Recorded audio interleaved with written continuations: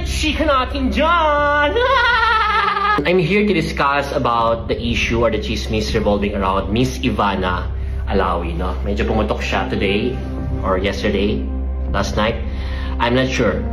So, this video is all about that particular issue, that particular chismis, to clarify some things.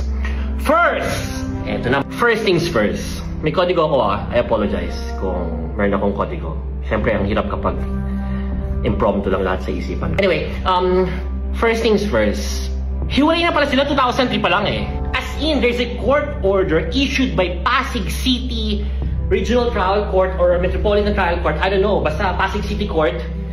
Nahiwalay na pala itong mag-asawang to 2003 pa lang. And given na walang divorce sa Pilipinas, so ano lang yung meron sila? Legal separation lang ng properties. Nawala na yung conjugal blah blah blah. After 11 years of marriage, kinasal sila 1992. The court order of legal separation was issued 2003. So after 11 years of their marriage, tapos na, finish na. Simula na 2003, wala na, we are legally separated. Yung kikitain mo, kita mo na yan. Yung kikitain ko, kikitain ko na yan. Alright? Tapos itong mga property, itong bilyones na meron tayo right now, papartihin natin ito ng maayos, given by the power of the korte. So bottom line, ang hindi ko maunawaan, hindi maarot ng aking isipan, bakit mo isasabit si Miss Ivana Alawi dyan sa kasuhan ninyong mag-asawa, technically mag-asawa, kasi hindi pa sila annulled. Alright? Ngayon, nag-file ng annulment si lalaki, kaya lumalaban ngayon si babae. Na ipinaglalaban niya na, naku, maraming babae yan, hindi yan faithful, may mga ganito yan, mistress yan, may blah blah blah blah blah blah. Nakabuntis pa nga yan ng 2 babae. Illegitimate child, 2. And all throughout the 21 years, napakaraming naging babae ni Mr. Ang hindi ko maintindihan after 2 dekada, bakit mo igigit-git or iipitin or atakihin or babanatan or isasama sa kaso yung isang babae na 6 years old pa lamang nung naghiwalay kayo. I don't get the point Tignan mo sa sarili mo, madam, nahiwalay na kayo 2003 pa lang. So, hindi natin alam kung ano talaga namamagitan dito kay Miss Ivana Alawi at dito sa Mister. Sabi nga nila, walang usok kung walang apoy. At dahil merong usok, merong apoy. So whatever it is, ang bottom line dito, 2003 pa lang kayo hiwalay, bakit mo kinakaladkad yung pangalan ni Ivana? Labo mo, madam. Diba? Nakapuntis nga, ikaw na mismo nagsabi sa petition na final mo dun sa affidavit or whatsoever you call it na nakabuntis yung asawa mo ng 2 babae, meron siyang 2 illegitimate child. Dun pa lang sa puntong alam mo sa sarili mo na matagal na itong may mga kinakasama. So bakit mo kakalagkarin yung pangalan ni Ivana? Kasi sikat siya? Anong strategy mo? What's your game plan here? Na mas papanigan ka ng korte? Kasi merong isang sobrang laking pangalan na tao with 34 million followers or about 40% of the internet population of the Philippines na very strategic na siya yung gamitin mo sa kaso mo para manalo ka sa annulment case at papunta sa lahat ng ari-arian? Ganun ba yun? Hindi ko maunawaan Please explain nga. Kasi para makatulog kami mga marites Diba? Hirap makatulog kapag ganyan iniisip pa namin kung ano bang plano mo talaga. Eto pa, alam mo maraming naging babae si Mr. Yung legal husband or legal husband.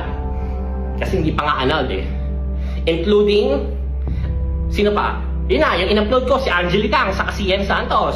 Diba, ang dami, all throughout for the last 21 years Mga iba pang mga artista, model, ang tatanda na ngayon, 40 plus years old na ngayon, 35 years old, 45 years old na ngayon Pero hindi mo sinabit sa case for iba na. Labo! Ito ba malupit dyan, madam, no?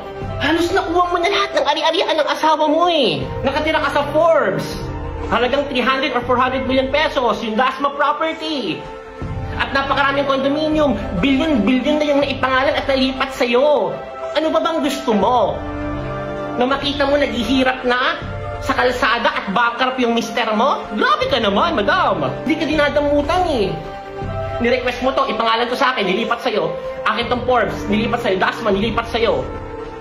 O itong mga kondong to, nilipat sa'yo. Pinangalan na sa'yo lahat para lang sa ikakatahimik na yung puso kasi gusto na rin matahimik ng mister mo at makamove forward sa buhay niya. Pero ikaw, gusto mo lahat mapunta sa'yo. Ano ba yung pinaka-goal mo? Na makita siya naghihirap at namamalimos sa kalsada? Para wala na yung mga lumapit sa kanya mga kababaihan? Ganun ba yon? Higanti ba to? Paghihiganti? Ano higantihin mo? Wala namang ginawa sa'yo yung mali ng tao. 2003 pa lang, hiwalay na kayo. Binigay lahat sa'yo. May tinrabaho ka ba, madam? Pinaghirapan lahat yan ng Mr. Mo bilang isang malaking negosyante. Ultimo yung share sa Digi Plus na 30 million plus shares. Right now, magkano yung halaga nun, madam?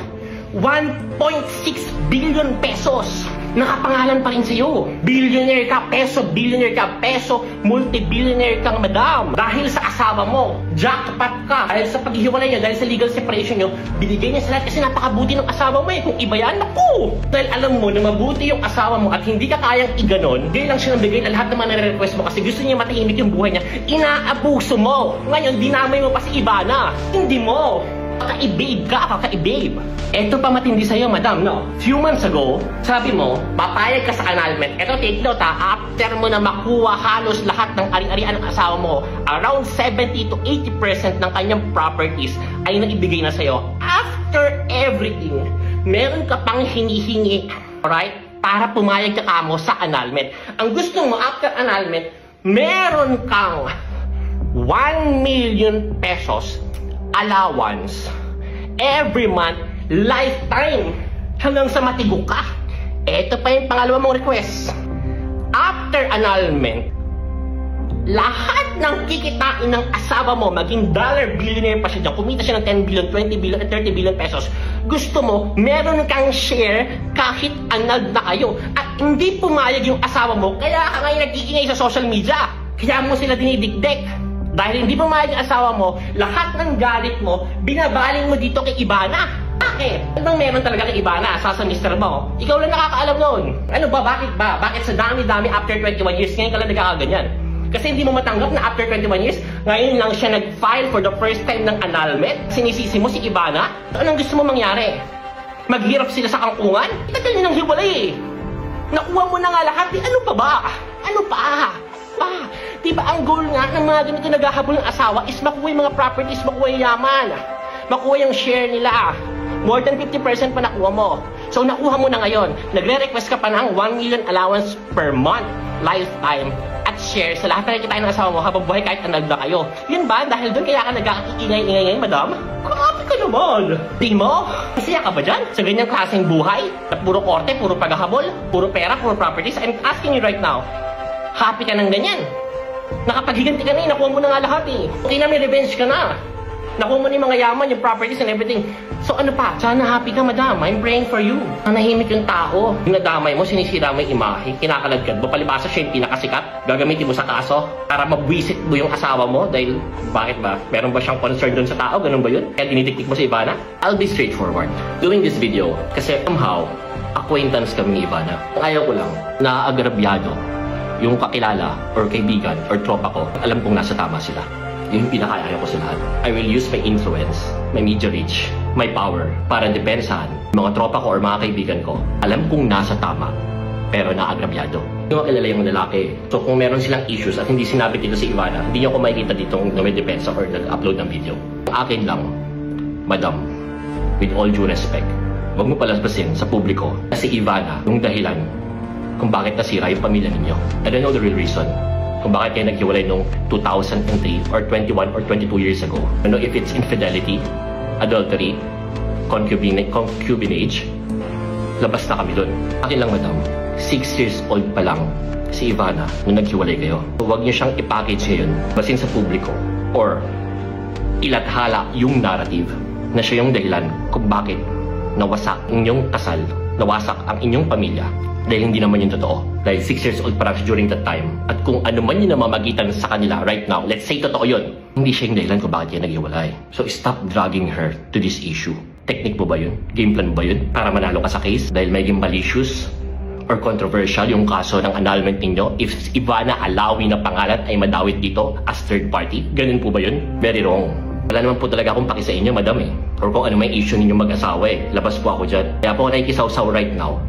Kasi naagrabyado yung taong inosente. Let's say, may relasyon talaga sila. Ano naman? That's wrong.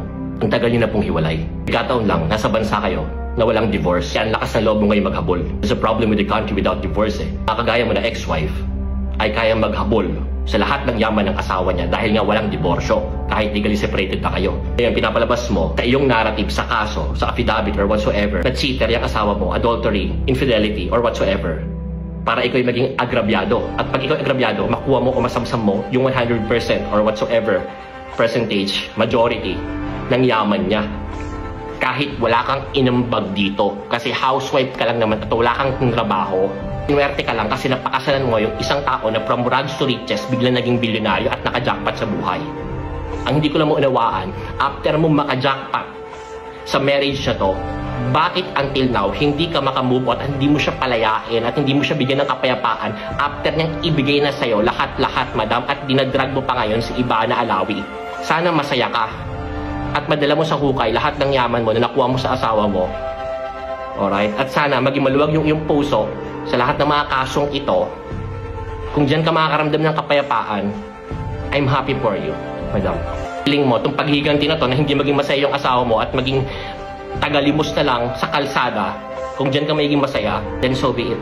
Huwag mo lang idadawit or sisisihin si Ivana or sisirain sa publiko si Ivana as homewrecker, someone na sumira ng kasal ninyo dahil hindi yun totoo at alam mo po yan sa sarili mo, madam, with all due respect. God bless you po.